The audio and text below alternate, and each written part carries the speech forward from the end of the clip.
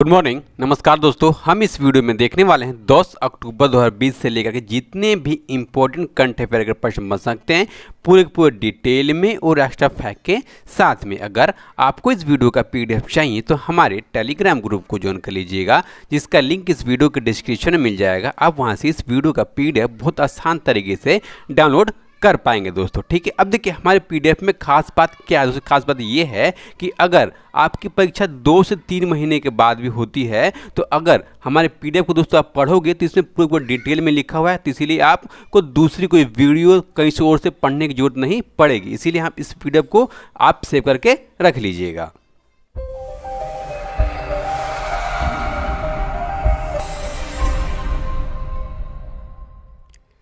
Indian air force day is observed on which of the following days, यानी कि भारतीय वायुसेना दिवस निम्न में से किस दिन मनाया जाता है। तो इसको हर साल ऑप्शन नंबर सी यानी कि 8 अक्टूबर को इंडियन एयरफोर्स डे के रूप में हम मनाते हैं और इस उपलक्ष्य में पूरे देश भर में कई सारे शानदार परेड और भव्य एयर शो का आयोजन किया जाता है। अब देखिए एक प्रश्न बनता है कि 8 अक्टूबर को क्यों? क्योंकि 8 अक्टूबर 1932 को जो हमारे इंडियन एयरफोर्स है उसकी स्थापना की थी और इसी के उपलक्ष्य में हम हर साल 8 अक्टूबर को इंडियन एयरफोर्स डे के रूप में मनाते हैं दोस्तों। अब देखिए जब हमारा देश आज़ाद नहीं हुआ था तब हम जो हमारा भारतीय वायुसेना है उसको हम रॉयल इंडियन एयरफोर्स, क्या है दोस्तों, रॉयल इंडियन एयरफोर्स के नाम से हम जानते थे। ठीक है, अब देखिए जो इंडियन एयरफोर्स है इसका नाम 1950 यानी कि 1950 में पड़ गया। और दोस्तों जो आज़ाद भारत के जो इंडियन एयरफोर्स के दोस्तों पहले जो चीफ एयर मार्शल दोस्तों उनका नाम था क्या? तो उनका नाम था sir Thomas W Elmhirst. Okay दोस्तों, अब देखिए अब आपको याद करना होगा कि 8 अक्टूबर को तो हम इंडियन एयरफोर्स डे मनाते हैं। ठीक है, इसके बाद दोस्तों दिवस आएगा 4 दिसंबर को, वो हम मनाएंगे इंडियन नेवी डे। और दोस्तों अगले साल यानी कि 15 जनवरी को हम मनाएंगे क्या? तो हम मनाने वाले हैं Indian air army day. Okay दोस्तों, अब हम देखेंगे किसके बारे में? तो हमारे दोस्तों जो तीनों सेनाएं हैं उनके प्रमुखों के बारे में। अब देखिए दोस्तों सबसे पहले हमारे चीफ ऑफ डिफेंस स्टाफ, दोस्तों ये भारत के पहले चीफ ऑफ डिफेंस स्टाफ है और इनका नाम है Vipin Rawat. Chief of army present time पर general Manoj Mukund Naravane. Air chief marshal दोस्तों वो हैं राकेश कुमार सिंह भदौरिया और chief of the naval staff है एडमिरल करमवीर सिंह। ओके दोस्तों, अब हम देखते हैं अगला प्रश्न। Who has recently been appointed as the chairman of SBI by the central government, यानी कि केंद्र सरकार ने हाल ही में SBI का चेयरमैन किसे नियुक्त किया है? तो नियुक्त किए गए हैं ऑप्शन नंबर यानी कि दिनेश कुमार खारा। हमारे जो स्टेट बैंक ऑफ इंडिया है उसके चेयरमैन के तौर पर इनकी नियुक्ति कर दी गई है। दोस्तों जो SBI है ये भारत का सबसे बड़ा ऋणदाता बैंक है। ठीक है, अब देखिए ये स्थान किसका लेने वाले हैं? तो स्टेट बैंक ऑफ इंडिया के 4 प्रबंधक निदेशक हैं, उनमें से एक का नाम आता है रजनीश कुमार और उनके स्थान पर ये दोस्तों अपना पद संभालने वाले हैं। ठीक है दोस्तों, अब देखिए जो रजनीश कुमार है ये 3 साल के अपने दोस्तों लंबे कार्यकाल के बाद उन्होंने अपने पद को छोड़ दिया, जिसके बाद में इनकी नियुक्ति कर दी गई है। अब देखिए दोस्तों जो प्रेजेंट टाइम पर दिनेश कुमार खारा हैं ये SBI में सहयोगी और सहायक कंपनियों के प्रबंधक निदेशक के तौर पर ये प्रेजेंट टाइम पर काम कर रहे हैं दोस्तों। ठीक है, अब हम देखेंगे पूरे डिटेल में किस बारे में? तो स्टेट बैंक ऑफ इंडिया यानी कि SBI के बारे में। दोस्तों इसकी स्थापना हुई थी कब? दोस्तों इसकी स्थापना हुई थी 2 जून 1806 को, तब इसका नाम हुआ था कलकत्ता बैंक। उसके बाद इसका दोस्तों नाम बदला किस नाम से? तो बैंक ऑफ बॉम्बे के नाम से। और कब? तो 15 अप्रैल 1840 को। उसके बाद नाम हुआ बैंक ऑफ मद्रास, ये बदला 1 जुलाई 1843 को। उसके बाद नाम हुआ दोस्तों इंपीरियल बैंक ऑफ इंडिया और तब कब बदला? तो 27 जनवरी 1921 को। अब देखिए फाइनल आपको याद करना होगा कि आज़ाद भारत में दोस्तों पूछा जाता है और इसके बाद से अब इसका नाम चेंज नहीं हुआ है। तो कब? तो 1 जुलाई 1955 को इसका नाम रखा गया भारतीय स्टेट बैंक और तब से अब तक दोस्तों इसका नाम यही है। ठीक है, इसका हेडक्वार्टर है नरीमन पॉइंट मुंबई। इसके पेन टाइम के चेयरमैन हैं दिनेश कुमार खारा और MD एंड CEO हैं अश्वनी भाटिया। ओके, और दोस्तों जो इन दोनों की नियुक्ति हाल ही में हुई है इसलिए बहुत ज़्यादा ये दोनों इंपॉर्टेंट हो जाते हैं। अगला, which country has successfully tested the hypersonic cruise missile Zircon recently, यानी कि हाल ही में किस देश ने हाइपरसोनिक क्रूज मिसाइल जिरकोन का सफल परीक्षण किया है दोस्तों? इस देश का नाम है ऑप्शन नंबर डी यानी कि रूस दोस्तों। अब देखिए जो रूस है उसके रक्षा मंत्रालय ने बताया है कि इस मिसाइल का जो परीक्षण दोस्तों कहाँ से किया जाएगा, तो बैरेंट सागर से इस मिसाइल का परीक्षण किया गया है दोस्तों। अब देखिए जो इसकी चाल है दोस्तों, इसकी जो गति है ये ध्वनि की तुलना में 8 गुना ज़्यादा है, यानी कि दोस्तों ये 4.5 घंटे में ही 450 किलोमीटर यानी कि 280 किलोमीटर की दूरी दोस्तों तय कर सकती है। और दोस्तों इसकी जो रेंज है इस हाइपरसोनिक क्रूज मिसाइल की 450 किलोमीटर की दोस्तों इसकी रेंज है। और दोस्तों इसने अपना जो लक्ष्य इसको रखा गया था, इसने दोस्तों अपने लक्ष्य पर जा करके इसको भेज दिया 450 किलोमीटर दूर में जा करके दोस्तों। ठीक है, अब देखिए इसको लॉन्च किसने किया, तो इसको लॉन्च किया है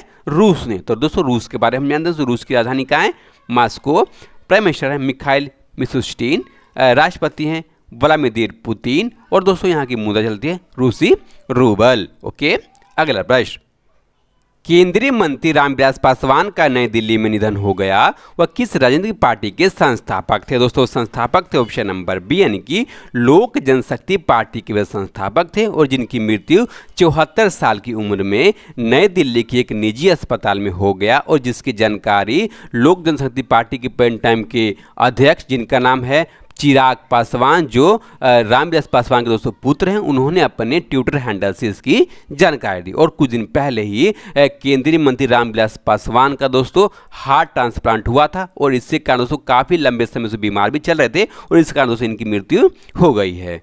ठीक है, अब देखिए जब ये इनकी मृत्यु दोस्तों प्रेजेंट टाइम पर हमारे भारत दोस्तों केंद्रीय मंत्री के तौर पर ये उपभोक्ता मामले और खाद्य और सार्वजनिक वितरण मंत्री के तौर पर अपनी सेवाएं दे रहे थे। और दोस्तों इसी मंत्रालय को प्रेजेंट टाइम पर हमारे जो रेल मंत्री हैं पीयूष गोयल दोस्तों, उनको अतिरिक्त प्रभाग के तौर पर दे दिया गया है। यानी कि दोस्तों हमारे प्रेजेंट टाइम पर हमारे उपभोक्ता मामले खाद्य और सार्वजनिक वितरण मंत्रालय के मंत्री को दोस्तों उनका नाम है क्या, तो पीयूष गोयल, आपको याद कर लेना होगा दोस्तों। ठीक है, अब देखिए जब इनका दोस्तों राजनीतिक करियर बहुत ही लाभदायक है दोस्तों, बहुत ही रोचक है दोस्तों। क्यों? क्योंकि जो इनके आलोचन करता था दोस्तों, इनको मौसम विज्ञानी के नाम से जान देते थे। क्यों दोस्तों? क्योंकि इसलिए क्योंकि जब भी ये सरकार दोस्तों किसी की भी बनी हो, तो उस सरकार में ये किसी न किसी दोस्तों मंत्रालय के एक मंत्री की तरफ से अपनी सेवाएं देते रहे हैं दोस्तों। अब देखिए जो उनका राजनीतिक जीवन है दोस्तों, वो एक संयुक्त सोशलिस्ट पार्टी के सदस्य के रूप में शुरू हुआ। कब? तो 1969 में। और दोस्तों इसी समय 1969 में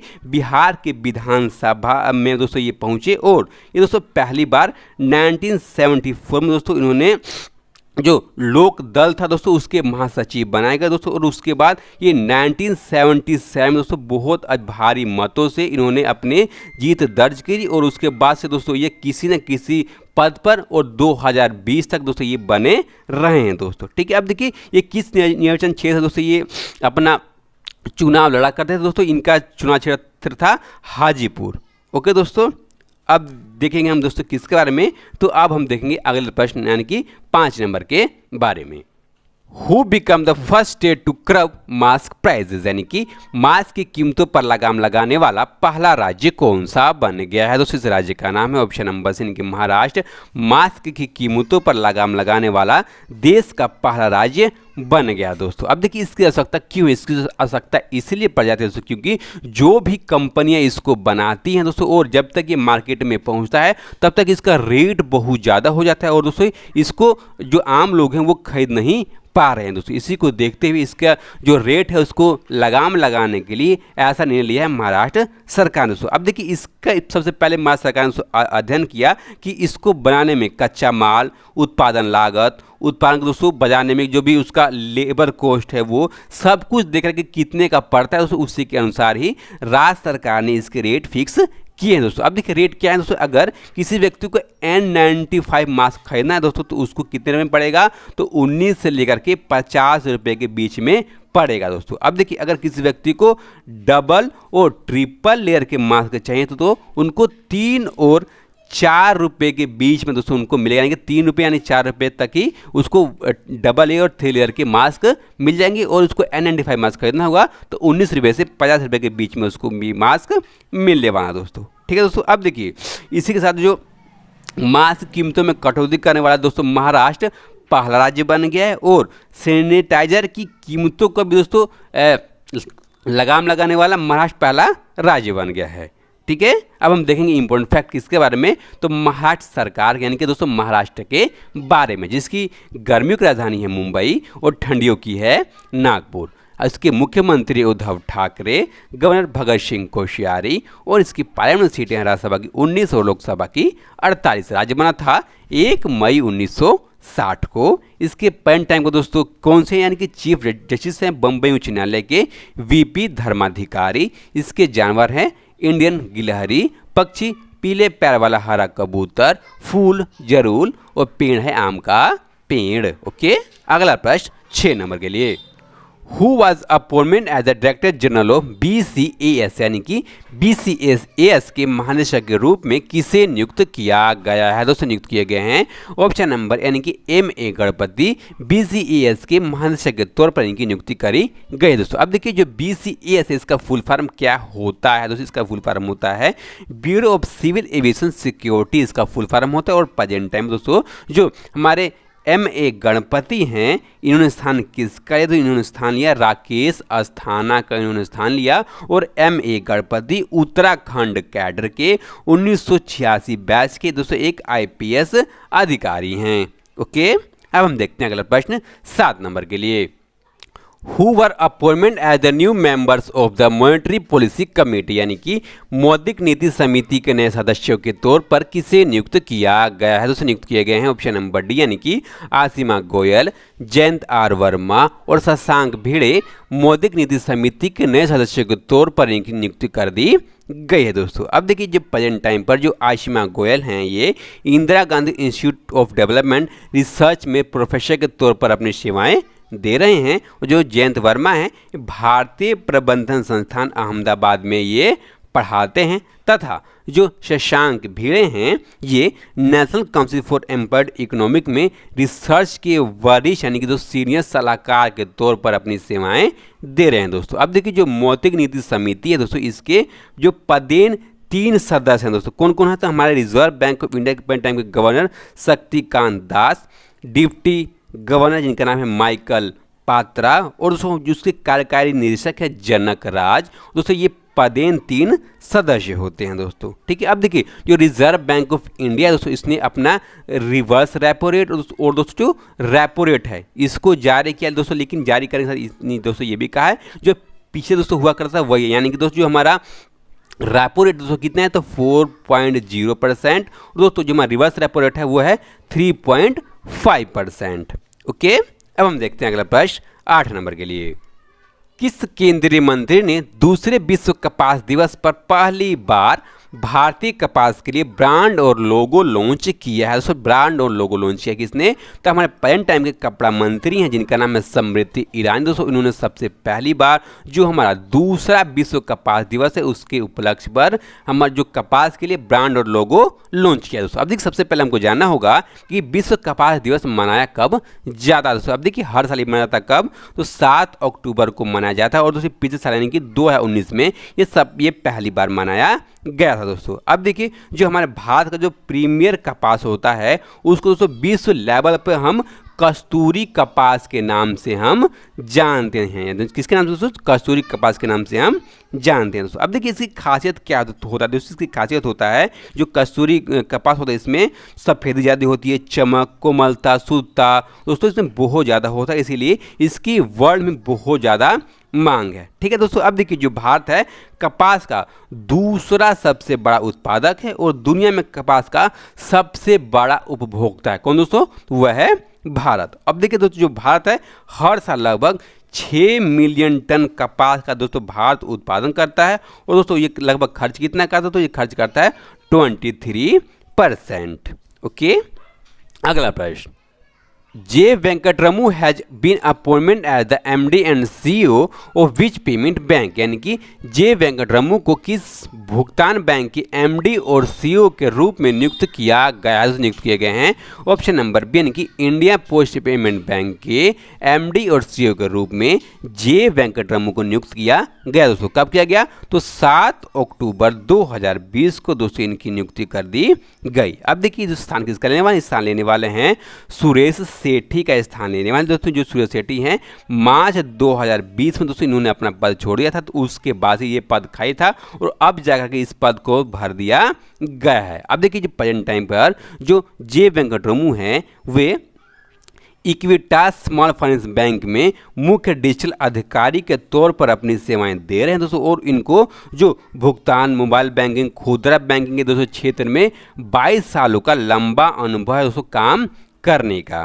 ओके, अब देखिए जो इंडियन पोस्ट पेमेंट बैंक है दोस्तों, इसको बैंकिंग विनियम अधिनियम 1949 की धारा 22 के तहत में दोस्तों भुगतान कंपनी के रूप में इसमें शामिल किया गया, और इसका प्रेजेंट टाइम पर मुख्यालय कहाँ पर, इंडियन पोस्ट पेमेंट बैंक का, तो इसका मुख्यालय है न्यू दिल्ली में। ओके, अगला प्रश्न 10 नंबर के लिए, Who has launched India's first financial control center on mobile to empower small businesses? यानी कि किसने छोटे कारोबारियों को सशक्त बनाने के लिए मोबाइल पर भारत का पहला वित्तीय नियंत्रण केंद्र शुरू किया है? दोस्तों शुरू किया है ऑप्शन नंबर बी, यानी कि चेकबुक। यानी कि दोस्तों क्या है चेकबुक? दोस्तों चेकबुक डॉट नाम की एक वेबसाइट है दोस्तों। इस वेबसाइट के माध्यम से भारत के 60 मिलियन से अधिक जो छोटे व्यवसाय के मालिक हैं वो इसका लाभ उठा सकते हैं दोस्तों। अब देखिए छोटे व्यवसाय में क्या आ जाता है, जैसे में हमारे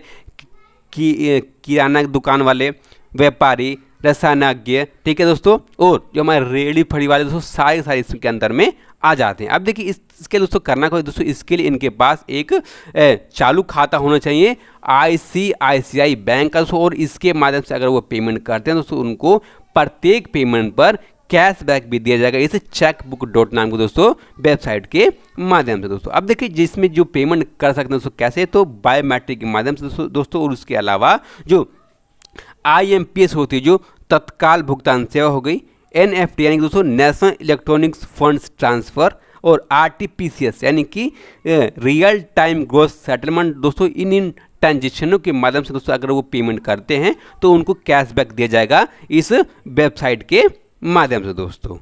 ठीक है, अब देखिए जो checkbook.com दोस्तों इसके प्रेजेंट टाइम के संस्थापक और CEO हैं दोस्तों कौन, तो विपुल शर्मा इसके संस्थापक और CEO हैं। ओके, अब हम देखेंगे आज की वीडियो का लास्ट प्रश्न और 11 नंबर का प्रश्न, which former director of CBI passed away, यानी कि CBI के किस पूर्व निदेशक का निधन हो गया है? निधन हो गया ऑप्शन नंबर से, यानी कि अश्विनी कुमार का निधन हो गया दोस्तों। कहाँ पर, तो इनका जो निजी घर है शिमला में, और अपने निवास स्थान पर तो ये मृत पाए गए। अब देखिए ये पूर्व में मणिपुर और नागालैंड के पूर्व राज्यपाल और पूर्व केंद्रीय जांच ब्यूरो यानी कि CBI के निदेशक के तौर पर अपनी सेवा में दोस्तों ये दे चुके हैं दोस्तों। अब देखिए इसके अलावा इन्होंने केंद्र सरकार और हिमाचल प्रदेश की दोस्तों जो राज्य सरकार है उसमें 37 साल से अधिक का दोस्तों अपनी सेवाएं देने का काम किया। ठीक है, और इसी के साथ साथ दोस्तों वे 1973 में भारतीय पुलिस सेवा में दोस्तों वे शामिल हुए, और उसके बाद अगस्त 2006 में हिमाचल प्रदेश के पुलिस महानिदेशक के तौर पर भी दोस्तों इन्होंने अपनी बागडोर संभाली, और 2 साल बाद जो कुमार हैं ये CBI निदेशक के संवेदनशील पद पर दोस्तों इनकी नियुक्ति कर देगी। और उसके बाद दोस्तों 21 मार्च 2013 को नागालैंड के राज्यपाल और 29 जुलाई और दोस्तों 2013 को मणिपुर के राज्यपाल के तौर पर इन्होंने अपनी शपथ लिया। ठीक है, अब हम देखेंगे जो हमने पिछले यानी कि कल की वीडियो में यानी कि 9 तारीख की वीडियो में प्रश्न पूछा था दोस्तों। हमने क्या पूछा था कि भारत का नया नियंत्रक और महालेखा परीक्षक किसे नियुक्त किया गया, नियुक्त से किया गया, तो इनके नियुक्ति किए गए ऑप्शन नंबर यानी गिरीश चंद्र मुर्मू का, और इससे पहले गिरीश चंद्र मुर्मू जम्मू और कश्मीर के सबसे पहले उप गवर्नर के तौर पर दोस्तों सेवाएं दे चुके हैं। और उसके बाद में यहाँ कहा गया दोस्तों तो कैज के ये नियंत्रक मालिक के तौर पर अपनी सेवाएं दे रहे हैं। ठीक है, अब देखिए इस प्रश्न का सही जवाब दोस्तों किसने दिया? सही जवाब दिया है विजय कुमार, कुणाल कुमार सिंह, शक्ति कुशवाहा, बुल्ती घोष, अशोक कुमार, सर्वेश काजी, वाल्मीकि कुमार, अमन कुमार, सीमांत बाग और निखिल मधेशिया। ओके दोस्तों, आप देखिए जितने दोस्तों ने सही जवाब दिया उनका दोस्तों मैं आभार व्यक्त करता हूं। अब हम देखेंगे आज का प्रश्न, और आज के प्रश्न के बारे में दोस्तों आपको जितना भी मालूम होगा सारा का सारा दोस्तों आप कमेंट बॉक्स में लिख दीजिएगा। ठीक है दोस्तों, और आपसे दोस्तों आज फिर से रिक्वेस्ट है कि इस वीडियो को दोस्तों कम से कम आप 5 लोगों को तो अवश्य शेयर कीजिएगा। ओके, और अपना ख्याल रखिए और इसी तरह मन लगाकर पढ़ते रहिए। नमस्कार, धन्यवाद।